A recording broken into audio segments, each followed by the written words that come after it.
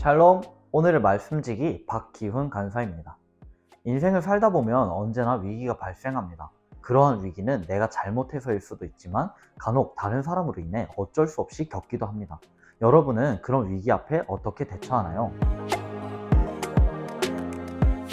오늘의 본문에 나오는 세바라는 인물은 압살롬의 난 이후에 또 다른 반란을 일으키려 했던 인물입니다. 세바는 무리를 이끌고 아벨성으로 도망합니다. 아벨성은 납달리 지파의 북쪽으로 팔레스타인 북동쪽 끝에 위치한 성읍입니다.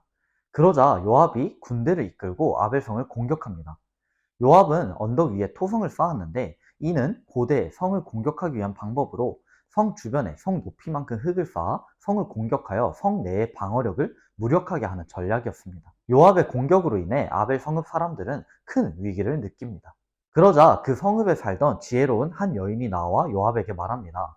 옛 사람들이 흔히 말하기를 아벨에게 가서 물을 것이라 하고 그 일을 끝내었나이다 라는 말을 통해 옛날 아벨성에는 지혜자들이 많아서 이들에 의해 어려운 문제들이 해결되곤 했음을 추정할 수 있습니다. 따라서 어려운 일이 있으면 아벨성의 지혜자들을 찾으라, 그러면 해결될 것이다 라는 속담이 널리 퍼져 있었던 것입니다.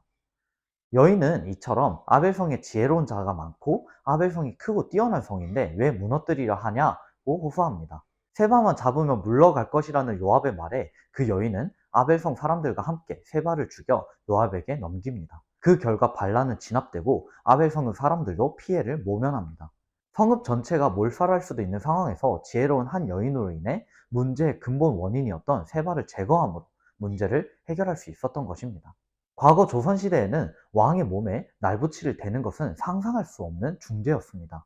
그러다 보니 왕에게 종기가 나면 그걸 짤 수 없어서 심하면 죽기까지 하는 일이 생겼다고 합니다.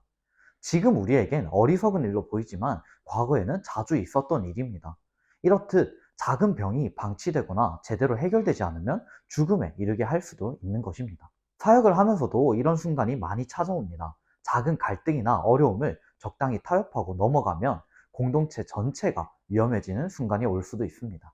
그런 때 우리는 지혜롭게 대처하고 하나님의 뜻에 맞게 올바르게 나아갈 필요가 있습니다.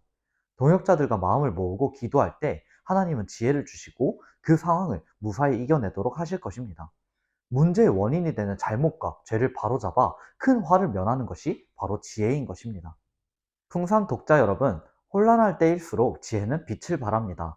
어려운 상황일수록 기도로 하나님의 뜻을 구하고 올바르게 대처하는 지혜가 필요합니다. 작은 것을 함부로 넘기지 않고 원인부터 찾아 해결하는 하루가 되기를 바랍니다.